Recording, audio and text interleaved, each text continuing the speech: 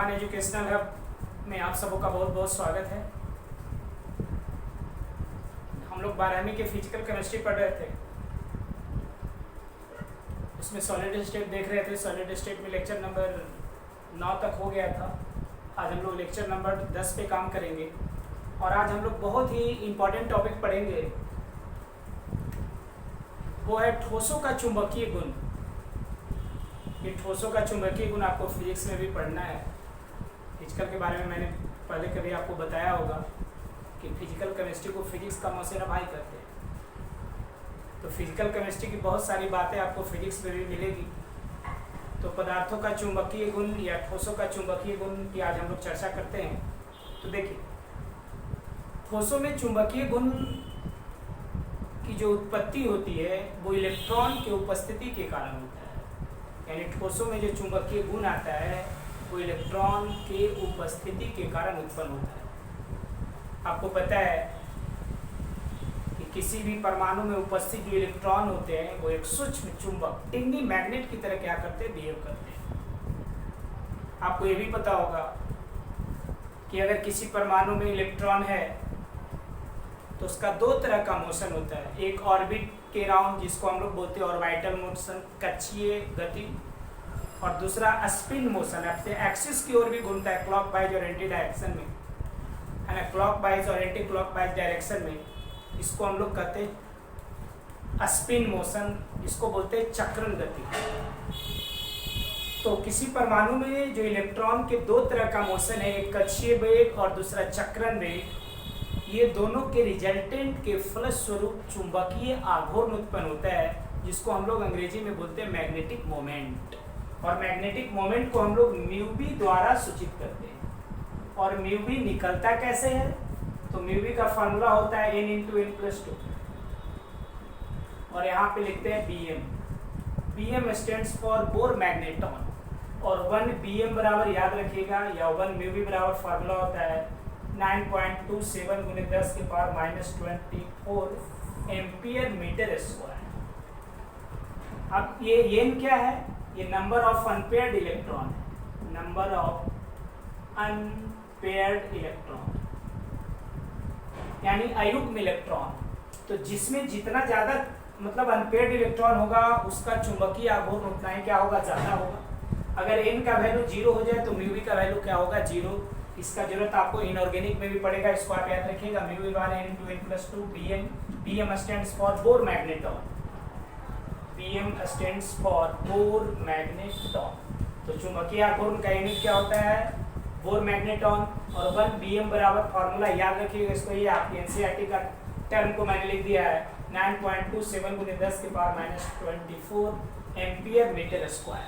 अब जरा देखिए, चुंबकीय गुण के आधार पर ठोसों को 5 वर्गों में बांटा गया है। सबसे पहला प्रतिचुंबकीय, दूसरा अनुचुंबकीय, तीसरा लौ चुंबकीय, चौथा प्रतिलौ चुंबकीय, और पांचवा जो होता है वो फेरी चुंबकीय। अब जरा देखिए, अब ये 5 के आधार पर फिजिक्स में आप लोग 3 ही पढ़ते हैं, प्रतिचुंबकीय, अनुचुंबकीय और लौ चुंबकीय। यहाँ केमिस्ट्री में 2 और एक्स्ट्रा पढ़ना है, एक को बोलते हैं प्रतिलौ चुंबकीय और दूसरे को बोलते हैं फेरी चुंबकीय। तो अब जरा देखिए, कुछ पदार्थ ऐसे होते हैं जो चुंबकीय क्षेत्र द्वारा दुर्बल रूप से आकर्षित होते हैं। तो जो पदार्थ चुंबकीय क्षेत्र की उपस्थिति में दुर्बल रूप से आकर्षित होते हैं उसी को हम लोग बोलते हैं अनुचुंबकीय, या इसी को अंग्रेजी में बोलते हैं पैरामैग्नेटिक। और पैरामैग्नेटिक पदार्थ का जो चुंबकीय आघूर्ण होता है, इसको म्यू बी को बोलते हैं चुंबकीय आघूर्ण। म्यू बी को क्या बोलते हैं, चुंबकीय आघूर्ण, लिख लीजिएगा। इस म्यू बी को क्या बोलते हैं, चुंबकीय आघूर्ण। तो प्रति चुंबकीय पदार्थ का जो चुंबकीय आघूर्ण होता है वो नॉन जीरो होता है, क्योंकि उसमें अनपेयर्ड इलेक्ट्रॉन उपस्थित होता है। और इसमें भी सवाल आपसे पूछता है, कभी कभी बहुत सारा आयन दे देगा और बोलेगा बताइए किसका चुंबकीय आघूर्ण सबसे क्या होगा, ज्यादा। तो जिसमें n का वैल्यू ज्यादा होगा उसका चुंबकीय आघूर्ण क्या होगा, ज्यादा। और जो अनुचुंबकीय पदार्थ है उसका चुंबकीय आघूर्ण का वैल्यू क्या होता है, नॉन जीरो होता है, यानी शून्य नहीं होता है, क्योंकि n का वैल्यू कभी भी शून्य नहीं होगा। तो इसका चुंबकीय। अब जरा एक बहुत इंपॉर्टेंट बात, ये जो अनुचुंबकीय पदार्थ है चुंबकीय क्षेत्र की अनुपस्थिति में अपना चुंबकत्व क्या करता है, खो देता है। इसके कुछ एग्जाम्पल्स आगे आपको लिखवा देंगे, बहुत सारे एग्जाम्पल्स हैं अनपेयर्ड इलेक्ट्रॉन। और अनुचुंबकीय का सबसे एग्जाम्पल है O2 ऑक्सीजन। ये पूछता है कि O2 क्या है, अनुचुंबकीय की प्रतिचुंबकीय, तो आंसर क्या होगा अनुचुंबकीय। याद रखिएगा ये ऑक्सीजन जो होता है वो क्या होता है पैरामैग्नेटिक होता है, अनुचुंबकीय। दूसरा है प्रतिचुंबकीय पदार्थ, कहता है वैसा पदार्थ जो चुंबकीय क्षेत्र के द्वारा दुर्बल रूप से प्रतिकर्षित होते हो, उसी को हम लोग क्या बोलते हैं प्रतिचुंबकीय। और प्रतिचुंबकीय आघूर्ण के लिए म्यू वी का वैल्यू क्या होता है 0, कारण इसमें अनपेयर्ड इलेक्ट्रॉन की संख्या क्या होती है 0 होती है, यानी इसका चुंबकीय आघूर्ण क्या होगा 0 होगा। और प्रतिचुंबकीय जो है वो ठोसों का यूनिवर्सल मैग्नेटिक प्रॉपर्टी है। और ये बहुत इंपॉर्टेंट सवाल आपसे पूछा जाता है कि निम्नलिखित में से कौन है यूनिवर्सल मैग्नेटिक प्रॉपर्टी है, तो आंसर होगा प्रतिचुंबकीय, या इसी को अंग्रेजी में बोलते हैं डायामैग्नेटिक बोलते हैं। जब डायामैग्नेटिक पदार्थ को आप चुंबकीय क्षेत्र में ले जाएंगे तो वो चुंबकीय क्षेत्र के विपरीत दिशा में चुंबकित हो जाता है। और इसमें सारे इलेक्ट्रॉन क्या होते हैं पेयर्ड होते हैं। n का वैल्यू क्या होगा 0 और n का वैल्यू 0 होगा, तो म्यू वी का वैल्यू क्या होगा 0। यानी आप ऐसा समझिए कि वैसा ठोस जिसके लिए चुंबकीय आघूर्ण म्यू वी का वैल्यू नॉन जीरो, अगर म्यू वी का वैल्यू नॉन जीरो है तो वो क्या होगा अनुचुंबकीय होगा, और अगर म्यू वी का वैल्यू 0 है तो वो क्या होगा प्रतिचुंबकीय होगा। प्रति क्या होगा चुंबकीय। और यहाँ से आयन में सवाल पूछता है, तो जो आयन अनुचुंबकीय होगा वो रंगीन होगा, याद रखिएगा, और जो आयन प्रतिचुंबकीय होगा वो क्या होगा रंगीन होगा।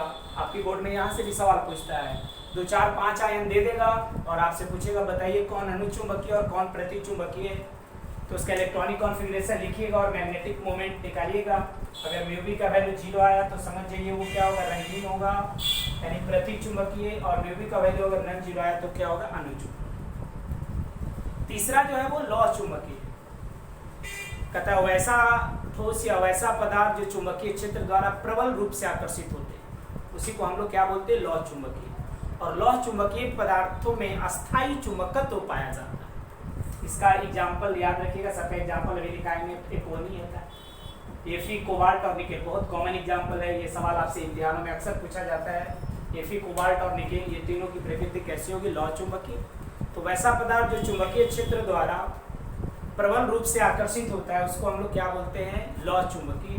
और लौ चुंबकीय पदार्थों में परमानेंट मैग्नेटिज्म पाया जाता है। लौ चुंबकीय पदार्थों में अस्थायी चुंबकत्व पाया जाता है और उसका कारण है डोमेन की उपस्थिति।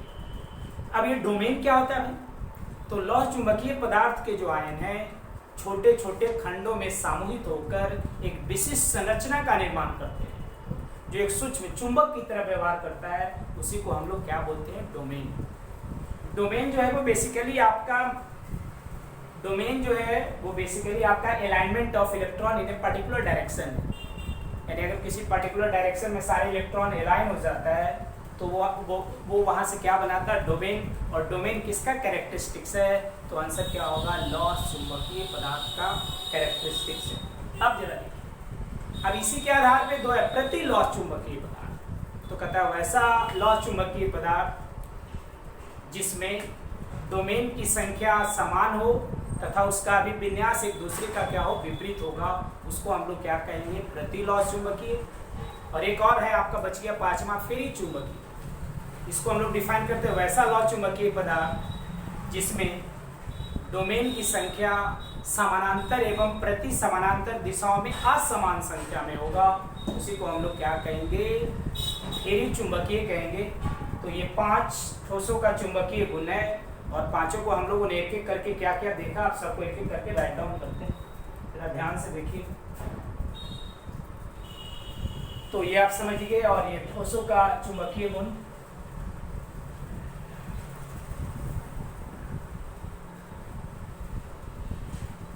तो आज हम लोग पढ़ेंगे ठोसों का चुंबकीय,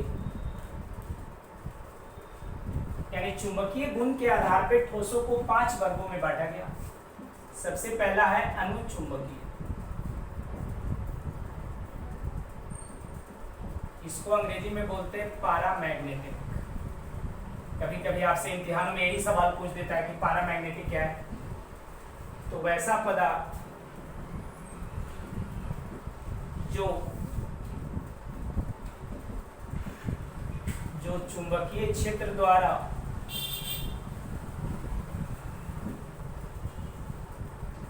दुर्बल रूप से आकर्षित होते हो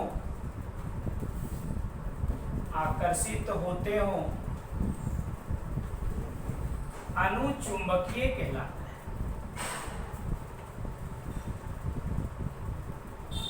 अनुचुंबकीय कहलाता है। अब इसका कुछ प्रॉपर्टी, इसका म्यू बी का मान शून्य नहीं होता। इसका म्यू बी चुंबकीय गुण अभी पढ़ रहे थे। इसमें उपस्थित अयुग्म इलेक्ट्रॉन की संख्या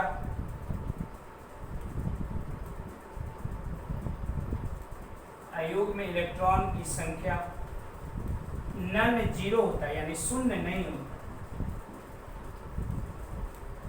और पांचवा, यह सबसे इंपॉर्टेंट बात, ये काफी इंपॉर्टेंट, यह चुंबकीय क्षेत्र की अनुपस्थिति में अपना चुंबकत्व खो देता है। और इसका एग्जाम्पल देख लीजिए, सबसे इंपॉर्टेंट एग्जाम्पल याद रखिएगा, O2 हो गया, Ap2+ हो गया, Ap3+ हो गया, उसके बाद आपका आ जाइए कॉपर 2+ हो गया, एक्सेट्रा एक्सेट्रा। तो ये सब, और इसमें सबसे इंपॉर्टेंट ये आपका O2, ये पूछता है कि O2 क्या होता है, डायमैग्नेटिक या पैरामैग्नेटिक। तो इसका आंसर क्या होगा, पैरामैग्नेटिक आंसर होगा। तो ये अनुचुंबकीय के क्या है, फीचर्स हैं, ये सारा आप समझते हैं, देख लीजिए आराम से, इसको आप देख सकते हैं। तो ये आपका क्या था, अनुचुंबकीय। दूसरा आ जाइए प्रतिचुंबकीय। इसको अंग्रेजी में बोलते हैं डायमैग्नेटिक।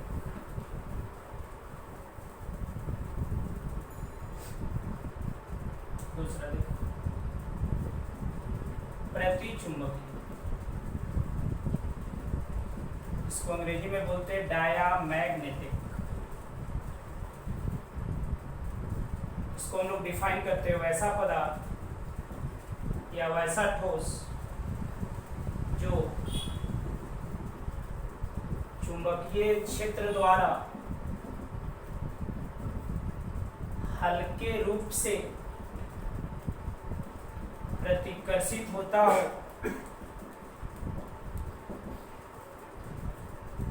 प्रतिचुंबकीय कहलाता है। प्रतिचुंबकीय कहलाता है। देखिए, इसके लिए म्यू बी का मान शून्य होता है, यानी इसका चुंबकीय आघूर्ण क्या होता है, शून्य होता है। और जब म्यू बी आपका शून्य होगा तो एन का वैल्यू, अयुग्म इलेक्ट्रॉन की संख्या, अयुग्म इलेक्ट्रॉन की संख्या भी क्या होगी, शून्य होगा। और सबसे इंपॉर्टेंट बात इसमें याद रखिएगा, यह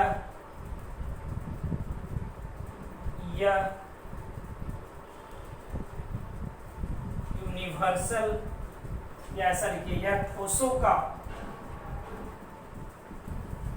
यूनिवर्सल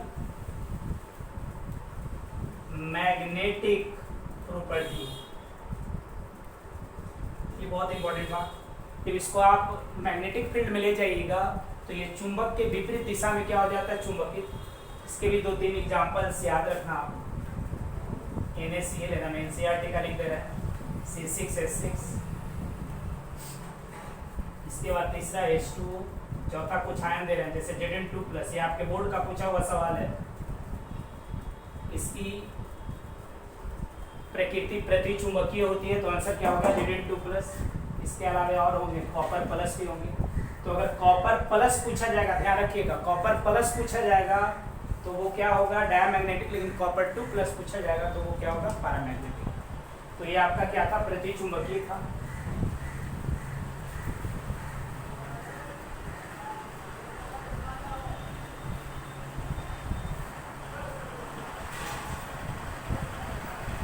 तीसरा देखिए आप, लौ चुंबकीय पदार्थ, इसको अंग्रेजी में बोलते हैं फेरोमैग्नेटिक। लौ चुंबकीय पदार्थ तो आप समझिए, फेरोमैग्नेटिक, फेरोमैग्नेटिक। इसको हम लोग डिफाइन करते हैं कि वैसा पदार्थ जो चुंबकीय क्षेत्र द्वारा प्रबल रूप से आकर्षित होते हो, लौह चुंबकीय कहलाता है। इसी को अंग्रेजी क्या बोलते हैं, फेरोमैग्नेटिक। इसके लिए सबसे इंपॉर्टेंट बात, इसमें अस्थाई चुंबकत्व पाया जाता है। और ये अस्थाई चुंबकत्व का इसमें कारण क्या है, तो डोमेन। अब आपके लिए एक नया टर्म आ गया होगा, डोमेन क्या है। लौह चुंबकीय पदार्थ के जो आयन हैं, लौह चुंबकीय पदार्थ के आयन छोटे छोटे खंडों में सामूहित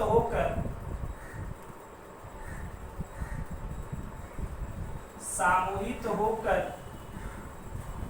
एक विशिष्ट संरचना बनाते हैं जिसे डोमेन कहा जाता है।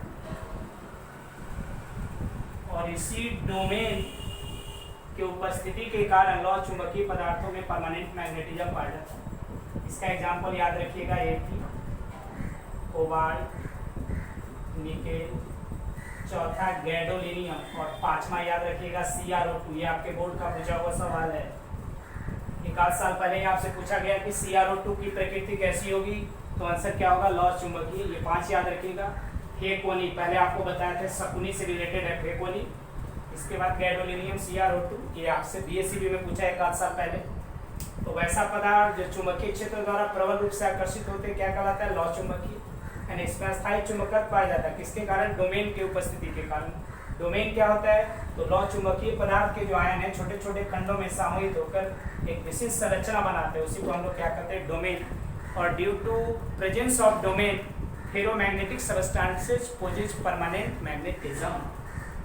डोमेन के प्रेजेंस के कारण ही लौह चुंबकीय पदार्थों में परमानेंट मैग्नेटिज्म पाया जाता है। अब जरा देखिए यहाँ से, अब जब आप डोमेन क्या होता है पहले इसको समझ लीजिए, तब तीनों को आपको रिलेट कर दीजिएगा। अगला देख लीजिए, देखिए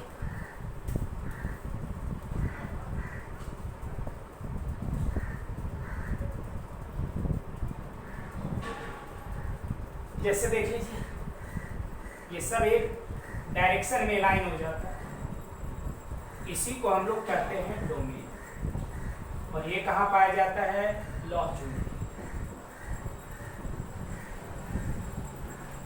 अब इसी से मिलता जुलता आपका है क्या, देखिए, प्रतिलौह चुंबकीय। प्रतिलौह चुंबकीय, इसको अंग्रेजी में बोलते हैं एंटी फेरोमैग्नेटिक।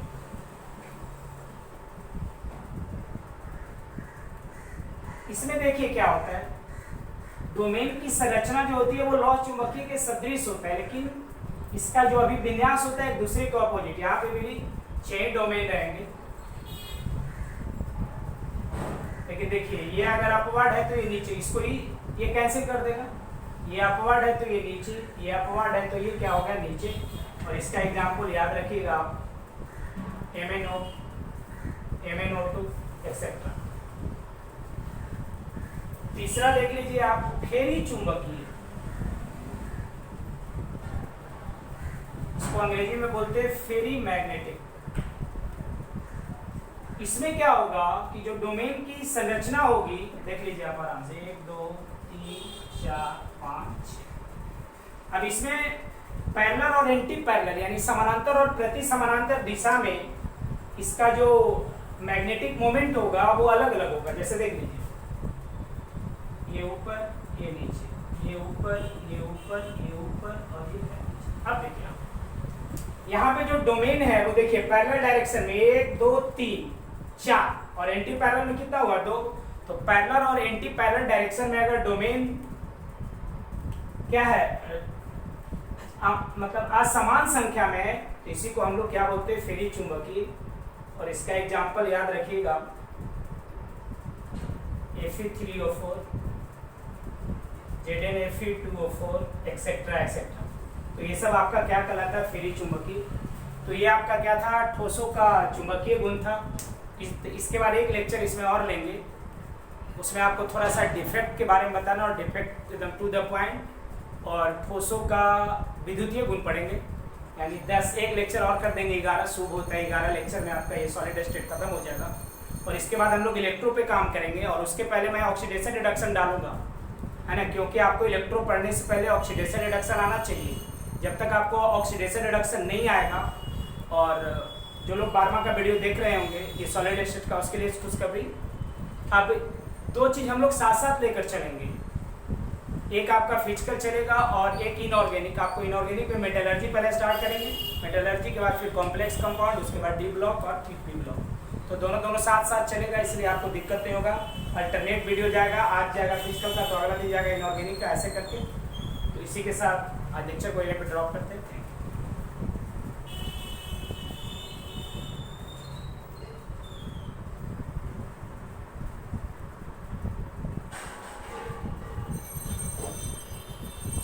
देखिएगा बात